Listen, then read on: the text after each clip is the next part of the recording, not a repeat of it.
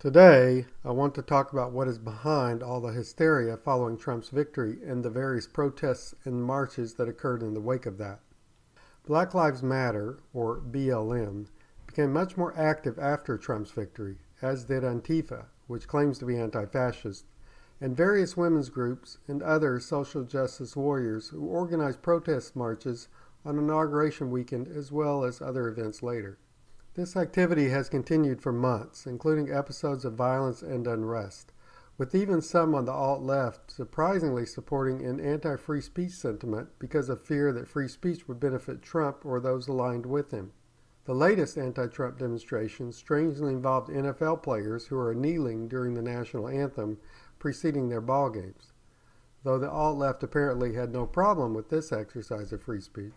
All of this activity has been promoted by not only prominent Democrats, but also the mainstream media, or MSM, and the Hollywood elite.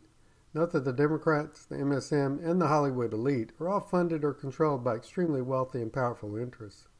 Also, note that the Democrats, the MSM, and the Hollywood elite have incessantly repeated that Trump is an extremist and that these are not normal times, which is odd given that Trump is much less extreme than the Bush-Cheney administration on the great majority of issues.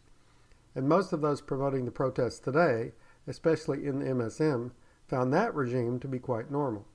All of these attacks on Trump have provoked some Trump supporters to begin holding their own events, attracting some extremists on that side, who have then been attacked by extremists in the anti-Trump camp, leading to a number of clashes, where virtually all of the pro-Trump demonstrators identified as alt-right by the Democrats and MSM, a label that has come in the eyes of many to signify some kind of affiliation with or support of the KKK, white nationalists or supremacists, or even neo-Nazis. These protests and clashes have led to more hostility and resentment, more division among the common people than we have seen in some time. As someone who didn't support Trump or Clinton, and who isn't emotionally involved in the clash, it all looks a bit contrived, manufactured, and that is not surprising at all. Why do I say that? First, note that within the next couple of decades, robots and artificial intelligence are going to replace most workers, and the technology behind the development of robots and AI will only continue to accelerate in growth, meaning that more and more people will be replaced over time. It gets worse. Given what will be the likely rate of expansion of capability of AI and robots, if those replaced workers try to undergo some new training process to find new jobs, it is quite possible, even likely, those new jobs will be taken over by AI and robots before or soon after they finish their training. In other words, it may be hopeless for them to find new jobs at all. And this will be true for an increasing segment of the population, with the majority of adults under 65 becoming unemployed and unemployable over a relatively short period of time. Why is all this relevant? Representative democracy.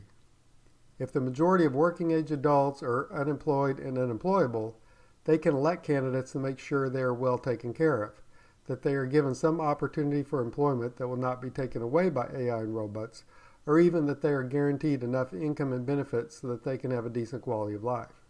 But those with virtually all the money and power do not want this. They do not want this at all.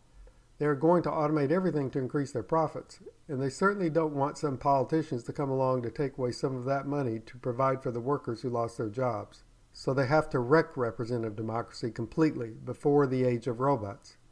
They have to make it as difficult as possible for the common people to ever unite together.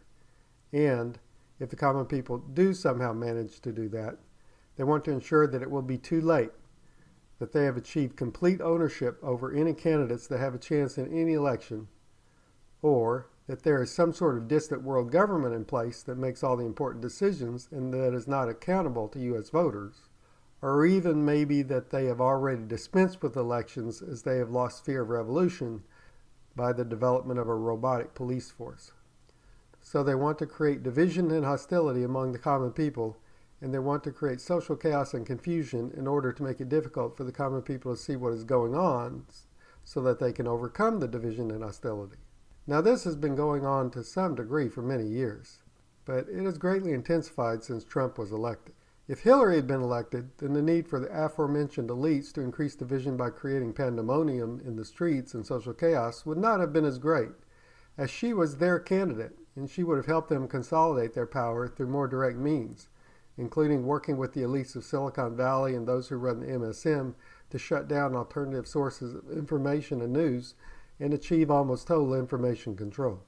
Still, there would have been a significant increase in acrimony and protest because her approach would have intentionally divided the common people, and she clearly held disdain for the needs, hopes, and dreams of so many. Recognizing this is what being woke should mean.